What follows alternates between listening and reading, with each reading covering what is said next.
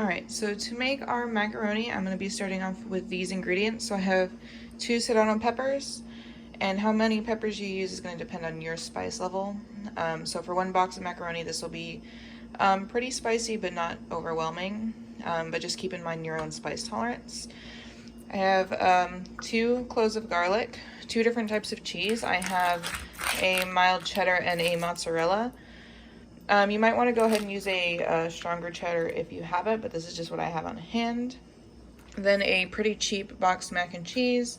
I have some milk, some butter, some breadcrumbs, and then some ground pepper. Alright, so the first step is going to be to toast our breadcrumbs. This is so when you put the macaroni in the oven, it doesn't take quite as long.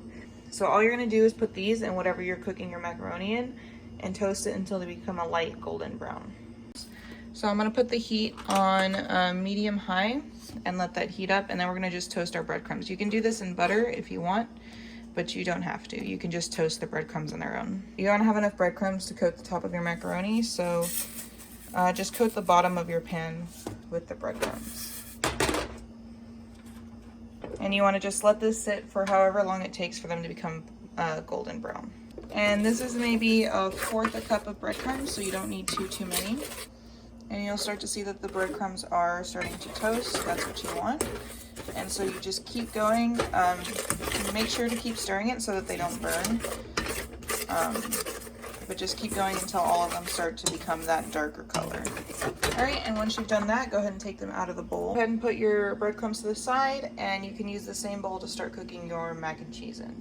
So I'm going to be cooking my macaroni pretty much according to package instructions. So I have added 6 cups of water, and I'm going to go ahead and boil it. While that's happening, I'm going to preheat my oven to about 350 degrees. And then once the water is boiling, you're going to go ahead and add the mac and cheese. Mine says to boil for 7 to 9 minutes, but since we're going to cook it in the oven, I'm going to go for about 5 minutes.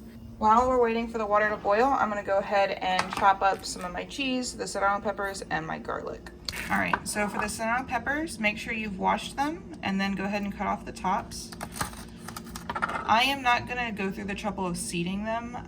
If the seeds in the rind, so that white part in the middle, are the parts that have most of the spice and the capsaicin. So if you're not good with spices, you can go ahead and take out the seeds. Or it might be easier to just use less pepper. So you can use just 1 pepper, half a pepper, depending on your spice level. So serrano peppers are pretty spicy, so just keep that in mind when you're figuring out what you're going to do. Alright, so once you have them sliced, you can go ahead and just kind of roughly just push down on them to chop them. It doesn't matter too much, they're going to soften up a lot in the oven, so you don't have to worry about it too much. So if you're doing this, remember to wash your hands before you touch your eyes or anything, or the peppers will burn. Next, we're going to go ahead and take care of the garlic. So these are still in the paper, so just cut off the end bit. And that will make it easier for you to peel off the wrapper. So you can just use garlic powder instead of fresh garlic. So I cut these the same way that I cut the serrano. Again, they're going to soften in the oven, so you don't have to worry too much about if they're too big. You're just trying to get some of that flavor. And then just go ahead and do the same thing before, where you kind of run your knife over them to get smaller pieces. My knife skills aren't great, but I am working on them, so sorry if it doesn't look great. Alright, and so it doesn't have to be too fine. So next we're going to go ahead and talk about the cheese. I'm going to use about half of what I have left in here. So you can go ahead and use pre-shredded cheese if you want. This was just cheaper, so I grabbed this. And I'm going to use about half of this for both of these blocks.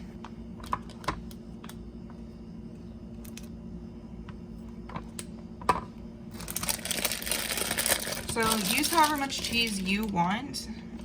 This is your macaroni, so figure out how much cheese you want to put in, and you can, of course, customize it for your own tastes. So you can go ahead and grate this if you want to. I'm just going to cut them into chunks. This means that in my final macaroni, instead of it being more fully incorporated, I'm going to have areas with large amounts of cheese, and I'm okay with that. But if you want it to be more even, go ahead and shred the cheese or use pre-shredded cheese. And so my water is starting to come to a boil, so I'm just going to add the macaroni. So my water is starting to come to a boil, so I'm going to go ahead and just add my macaroni. Give it a stir, and we're going to cook it. The package again said 7 to 9 minutes, so I'm going to cook it for about 5. All right, so we're just going to, while that's going, just continue to cut your cheese into little cubes.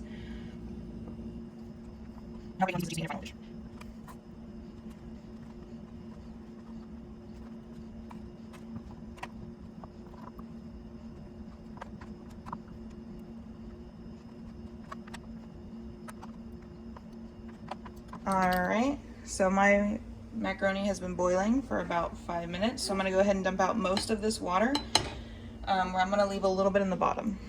Alright, so I didn't use a strainer, just about as much water as I could get out without using it. And then I am going to add 1/4 cup of milk and 1/4 cup of butter, or 1/4 cup of butter. And I'm just eyeballing it. It doesn't really matter too much. And we're just going to kind of incorporate those a little bit.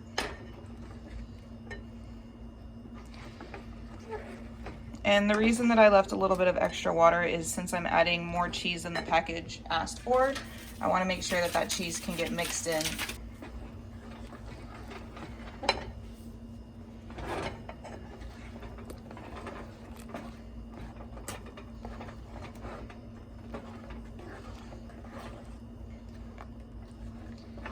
All right, so up until this point, we've been going pretty much into, according to package instructions. Now we're gonna go ahead and add everything that we cut up.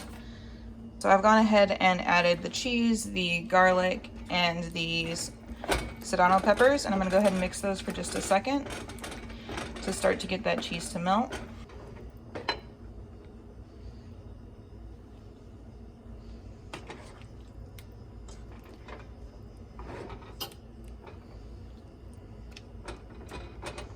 So you can see that that cheese is beginning to melt.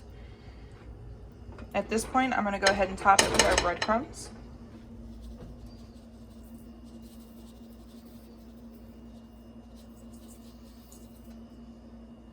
Go ahead and even it out just a little bit. So once you have a pretty even layer, you can go ahead and pop it into the oven. And we're just popping it into the oven until that starts to crisp up and the cheese is more melted.